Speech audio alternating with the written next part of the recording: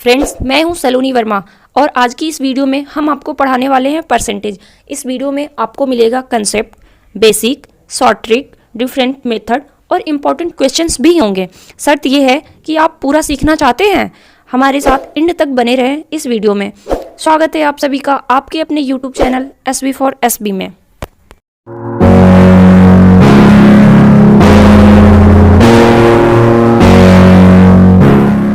आज हम लोग परसेंटेज से रिलेटेड कुछ अलग टाइप के प्रश्न को बहुत ही आसान तरीके से सॉल्व करना सीखेंगे।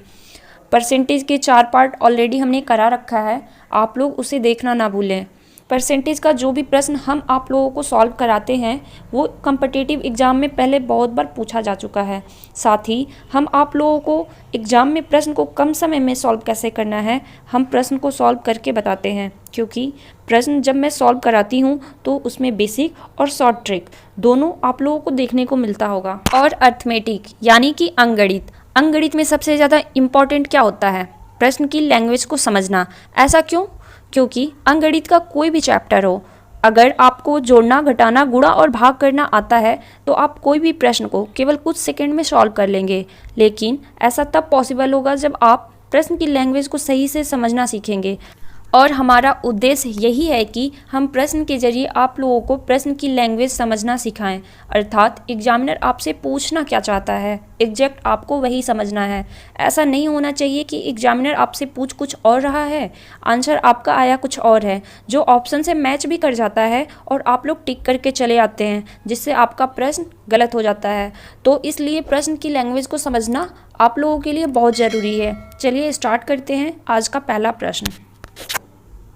आज का पहला प्रश्न है ए का 80% बराबर है बी के 50% के, यानी कि ए का 80% इक्वल टू बी का 50%। और प्रश्न में आपसे पूछा है, इतना दे रखा है और आपसे प्रश्न में पूछा है बी इक्वल है ए का x%, बी बराबर है ए का x%। तो x की वैल्यू पूछा है, तो चलिए हम इसको लिखते हैं। इतने को इसको कैसे लिखेंगे? ए का मतलब क्या होता है? गुणा होता है 80%। ए का 80% बराबर है, यहाँ पर बराबर का साइन दिया हुआ है, बी का 50%। तो बी का ये का हो गया और 50%। हमने इतने को ऐसे लिख लिया। अब इसे सॉल्व करते हैं। पहले तो ये परसेंटेज से परसेंटेज कट जाएगा, फिर क्या होगा, ये 1 0 से 1 0 इधर कट जाता है। तो हम कैसे इसको लिखेंगे?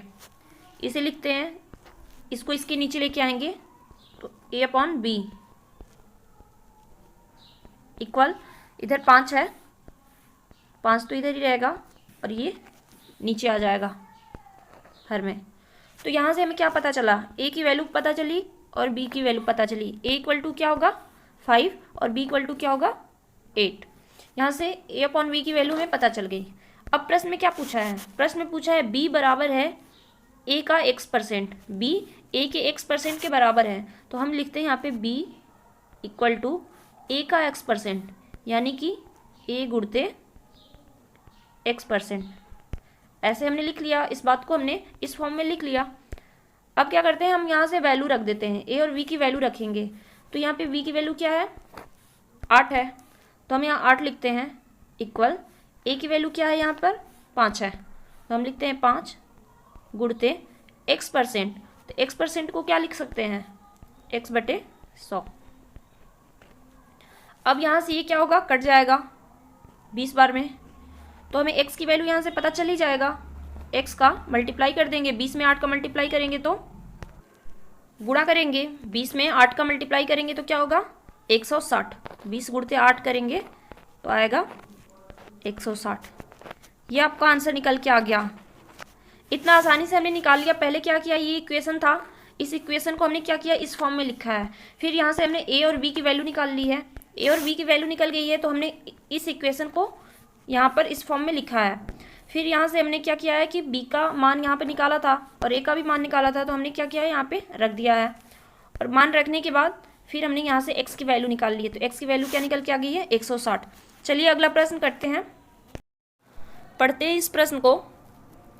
किसी संख्या का 18% 75 के 12% के बराबर है, तो संख्या ज्ञात करें। अब इसको कैसे करेंगे? पहले यहाँ पर देखो आप लोग, किसी संख्या का, हमें वो संख्या नहीं पता है कि वो संख्या कौन सी है जिसका 18% 75 के 12% के बराबर है। तो हम क्या करते हैं कि वो संख्या हम x मान लेते हैं, जिसकी वैल्यू निकालनी है हम उसे x मान लेते हैं। तो ये क्या है? किसी संख्या का 18%, तो x का 18%, x का 18%, ये x क्या है? हमें इसको निकालना है, इसी की वैल्यू निकालना है। और ये दे रखा है कि किसी संख्या का 18% बराबर है, तो हम यहाँ पे बराबर लिख लेते हैं। किसके बराबर है? 75 के 12% के। तो हम यहाँ पे लिखते हैं 75 का 12%। हमने इसको इस फॉर्म में लिख लिया। यहाँ पर ये x क्या है? हमें इसकी वैल्यू निकालनी है। तो x का 18% बराबर है 75 के 12% के। अब इसको सॉल्व करते हैं। तो पहले तो इधर परसेंटेज से परसेंटेज कट जाएगा, फिर क्या होगा? ये 6 से कटेगा 3 बार में और ये 2 बार में। फिर क्या करते हैं? हम इसका मल्टीप्लाई कर देते हैं। तो ये हो जाएगा 3x इक्वल टू 75 का 2 में करेंगे, रहने देते हैं, गुणा नहीं करते हैं, 75 गुणते 2 लिख देते हैं। अब ये 3 से कट जाएगा, आ जाएगा 25। फिर क्या होगा? x equal to 50। ये इस प्रश्न का आंसर है। यहाँ पर देखो ऑप्शन ए सही है, ऑप्शन ए सही है। ये आया कैसे? ये x क्या है? x इक्वल टू क्या आ गया? 50 आ गया। यानी कि 75, ये क्या है? इसी की वैल्यू हमें निकाली है ना, हमने इसी की वैल्यू निकाली है। x का 18%, यानी कि 50 का जब हम 18% निकालेंगे, 50 का ऐसे लिख के अगर हम 18% निकालते हैं, 18%, तो वो 75 के 12% के बराबर आएगा। प्रश्न में ऐसा दे रखा है, आप लोग चाहो तो निकाल के चेक भी कर सकते हो। तो हमारा ये प्रश्न का आंसर आ गया कि x बराबर क्या होगा? 50 होगा। चलिए अगला प्रश्न करते हैं, पढ़ते हैं इस प्रश्न को। a प्लस बी का 15% बराबर है a माइनस बी के 25% के। तो हम इसको लिखते हैं इक्वेशन के रूप में। कैसे लिखेंगे? a प्लस बी गुणते, ये गुणते कहाँ से आया? गुणा का कहाँ से साइन आया? यहाँ पर ये लिखा है का, तो का को हम गुणा के रूप में लिखते हैं 15%। अब ये लिखा है बराबर, तो हम लिख लेते हैं इधर बराबर a माइनस बी का 25%। तो यहाँ लिखते हैं a माइनस बी का को क्या लिखेंगे? गुणा 25%।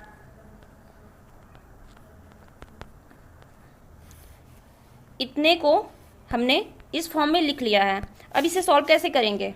ये परसेंटेज से परसेंटेज कट जाएगा, फिर क्या होगा? ये 15 और 25, 5 से कटेगा तो ये 3 आ जाएगा और ये 5 आ जाएगा। फिर क्या करते हैं? इस 3 का गुणा कर देते हैं हम इसमें, तो हो जाएगा 3a plus 3b equal to, ये 5 का हम इधर मल्टीप्लाई कर देते हैं तो हो जाएगा 5a माइनस 5b। अब क्या करते हैं? इतने को सॉल्व कर देंगे तो क्या हो जाएगा? ये 2a प्लस 8b, ये कटेगा तो एक बार में, और इधर 4। a अपन b की वैल्यू क्या निकल के आ जाएगी? 4/1। यहाँ से आप लोग देखो a इक्वल टू क्या आ गया? 4, और b इक्वल टू क्या आ गया? 1 हो गया। फिर हम क्या करते हैं? यहाँ से a की वैल्यू क्या लिख लेते हैं? 4, और b की वैल्यू क्या निकल के आएगी? 1। यहाँ पर देखो b इक्वल टू 1 हो गया। अब प्रश्न में दे रखा है तो b का कितना परसेंट, b का कितना परसेंट a के बराबर होगा। तो यहाँ पे लिखते हैं b, इसे भी इक्वेशन बनाते हैं, कितना परसेंट b का, तो का को हम गुणा के रूप में लिख लेते हैं। कितना परसेंट, हमें नहीं पता कि वो कितना परसेंट है, तो हम अपने से मान लेते हैं x%। b का x% बराबर है a के, तो हम लिख लेते हैं a है, तो इधर हमने a लिख लिया। इतने को हमने इक्वेशन के रूप में लिख लिया है। इधर कह रहा है कि b का कितना परसेंट, तो b का को हमने गुणा लिख लिया, और कितना परसेंट हमें नहीं पता, इसकी वैल्यू निकालनी है, तो हमने इसको x मान लिया। इसी को तो पूछा है कितना परसेंट, ए के बराबर होगा, तो हमने ए लिख लिया है। अब बी की वैल्यू यहाँ पर देखो क्या निकल के आई है, 1 गुणते एक्स परसेंट की वैल्यू तो हमें निकालनी है, तो हम लिख लेते हैं x बटे 100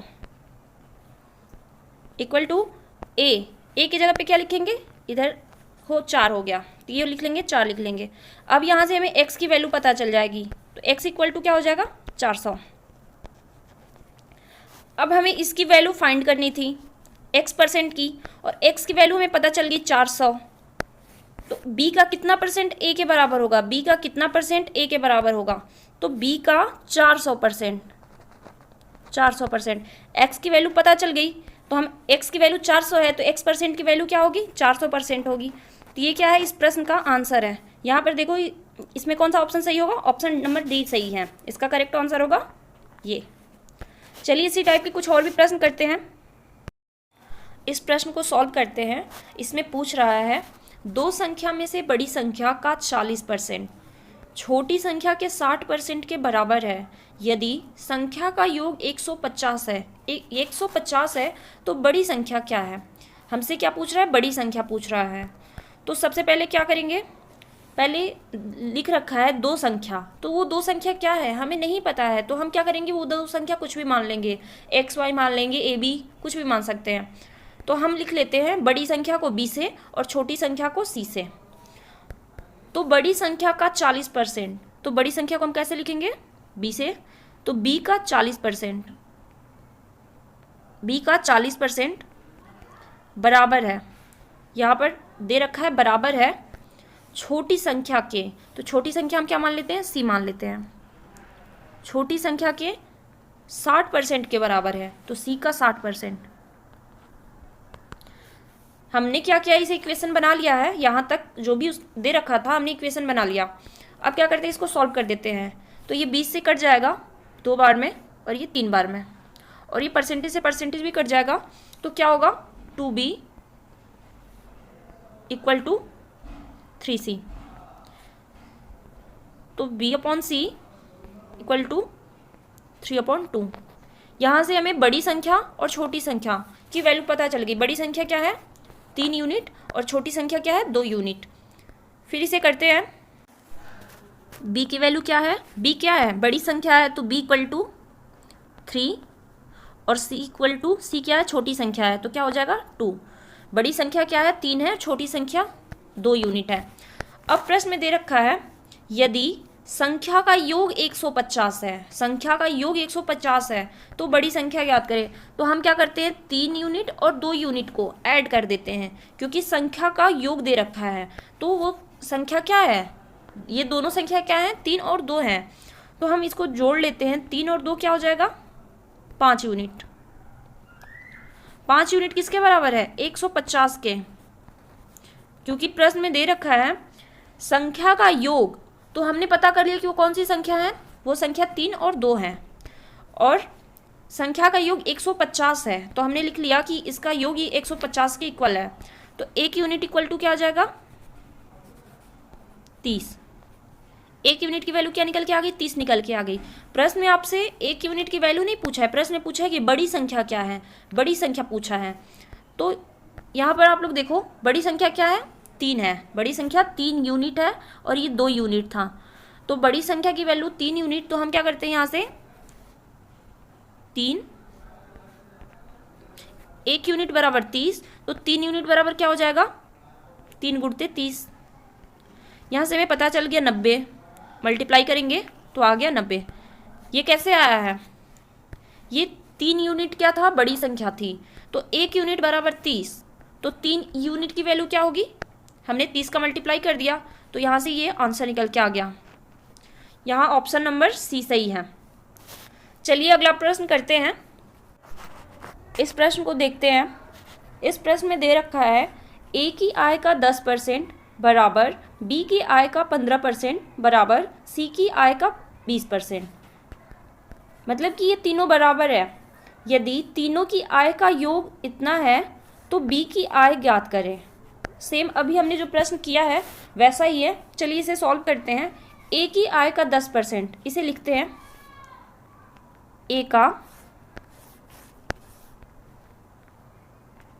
10% बराबर है, तो हम लिख लेते हैं यहाँ पे इक्वल टू बी की आय का 15%, तो बी का 15% ये किसके बराबर है, सी की आय का 20% के, तो लिखते इक्वल टू सी गुणते 20%। इसको हमने इस इक्वेशन में लिख लिया, इस फॉर्म में जब लिख लिया तो हम इसे सॉल्व करते हैं। पहले तो ये परसेंटेज से परसेंटेज कट जाएगा, फिर हम इसे कटाते हैं। 5 से कटेगा 2 बार में, ये 3 बार में और ये 4 बार में। फिर इसे लिखते हैं 2a equal to 3b equal to 4c। अब हमें क्या करना है, a की, b की और c की वैल्यू निकालनी है। जब प्रश्न इतना था, सिर्फ जब 2 इतना दे रखा है, तो हम क्या करते थे कि यहाँ पर b को इसके नीचे लेके आते थे और 2 को इसके नीचे लेके आते थे। फिर हमें a अपॉन b की वैल्यू यानी कि a की वैल्यू और b की वैल्यू पता चल जाती थी। अब हमें a की वैल्यू, b की वैल्यू और c की वैल्यू तीनों की निकालनी है। तो कैसे करेंगे, जब ऐसे दिया रहे और a b c की वैल्यू पूछता है तो हम क्या करते हैं कि एलसीएम ले लेते हैं। ऐसी संख्या हम मान लेते हैं कि जो 2 से कटे, 3 से कटे, 4 से, ऐसी छोटी संख्या, सबसे छोटी संख्या हम ले लेंगे। तो 2, 3, 4 का एलसीएम क्या होगा, 2, 3, 4 का एलसीएम 12 होगा। तो हमने 2 का, 3 का, 4 का एलसीएम ले लिया 12। हम यहाँ पर लिख लेते हैं 12। ये लिखने की ज़रूरत नहीं, ये सब आप लोग मन में करोगे, लेकिन अभी हम लिख देते हैं ताकि कन्फ्यूजन ना हो। तो क्या करते हैं कि 2 का जब हम 12 में भाग देंगे तो क्या होगा, 6 होगा। तो हम क्या लिखते हैं इधर 6, फिर ऐसे लिख देते हैं, यहाँ भाग देंगे तो क्या निकल के आएगा 6। जब 3b इक्वल टू लिखेंगे 12, 3b इक्वल टू 12 लिखेंगे तो क्या आएगा, b की वैल्यू क्या निकल के आएगी, 4। तो हम क्या करते हैं, यहाँ पर 4 लिख देते हैं। यहाँ पर b की वैल्यू क्या निकल के आई है, 4। फिर क्या करते हैं, सेम ऐसे ही 4c, ये 4c इक्वल टू 12 ले लेते हैं। तो क्या होगा, 4c इक्वल टू जब 12 लिखेंगे तो c की वैल्यू क्या निकल के आएगी, 12 में जब 4 का भाग देंगे तो 3 निकल के आएगा। तो हम यहाँ पे लिख लेते हैं, हम यहाँ पर c की वैल्यू क्या लिख लेते हैं, 3। यहाँ से हमें b की वैल्यू, यहाँ से a की वैल्यू और यहाँ से हमें c की वैल्यू पता चल गई। मतलब कि a की 6, b की 4 और c की वैल्यू क्या निकल के आई है, 3। कैसे निकली है, जब इतना था तो हमने क्या किया है कि 2 का, 3 का और 4 का एलसीएम लिया है। 2, 3, 4 का एलसीएम क्या आएगा, 12 आएगा। फिर क्या किया है हमने, 2a इक्वल टू मतलब 12 लिख लिया है। फिर हमने a की वैल्यू, b की वैल्यू और c की वैल्यू निकाल ली है। फिर क्या करते हैं, प्रश्न में क्या पूछ रखा है, प्रश्न में पूछ रखा है कि यदि तीनों की आय का योग इतना है, तो b की आय पूछा है। हमने a की आय, b की और c की लिख लिया है। प्रश्न में दे रखा है तीनों की आय का योग, तो a की आय का योग 6 यूनिट है, b का 4 यूनिट है और c का 3 यूनिट है। तो हम क्या करते हैं, इसको ऐड कर देते हैं, योग दे रखा है तो ऐड कर देते हैं। तो 6 + 4 + 3 ऐड करेंगे तो क्या आएगा, 13 यूनिट, 13 यूनिट। क्योंकि ये जो निकला है सब यूनिट में ही तो निकला है। ये a की आय 6 यूनिट, b की आय 4 यूनिट और c की आय 3 यूनिट। जब ये 13 यूनिट किसके इक्वल होगा, दे रखा है तीनों की आय का योग 7800 है। प्रश्न में दे रखा है कि 7800 है और हमने यहाँ पे निकाला है तो क्या आया है, 13 यूनिट आया है। हमने जब सॉल्व किया है तो आया है 13 यूनिट और प्रश्न में दे रखा है 7800। तो हम क्या करते हैं, इसको इक्वल कर लेते हैं 7800। जब 13 यूनिट बराबर 7800 तो 1 यूनिट की वैल्यू क्या निकल के आ जाएगी, 1 यूनिट की वैल्यू 600। हम 13 का 7800 में भाग दे देंगे तो 600 निकल के आ गया। 1 यूनिट बराबर 600। प्रश्न में पूछ रखा है b की आय, पूछ रखा है b की आय, तो b की आय क्या है, 4 यूनिट है। b की आय इधर देख लो आप लोग, 4 यूनिट है। तो 1 यूनिट बराबर 600, तो 4 यूनिट बराबर 4 गुणते 600। फिर क्या करेंगे, हम इसका मल्टीप्लाई कर देंगे तो निकल के आ जाएगा 2400। ये कैसे निकला है, ये 4 यूनिट था, b की आय क्या थी, 4 यूनिट थी और 1 यूनिट की वैल्यू यहाँ दे रखा है। तो हमने क्या किया है, मल्टीप्लाई कर लिया है 600 का 4 में, तो निकल के आ गया। ये इस प्रश्न का आंसर है। ऑप्शन में देख लो, ऑप्शन ए सही है, ऑप्शन ए बिल्कुल सही है। इस प्रश्न को आप लोग पीछे एक बार करके फिर से देख लेना।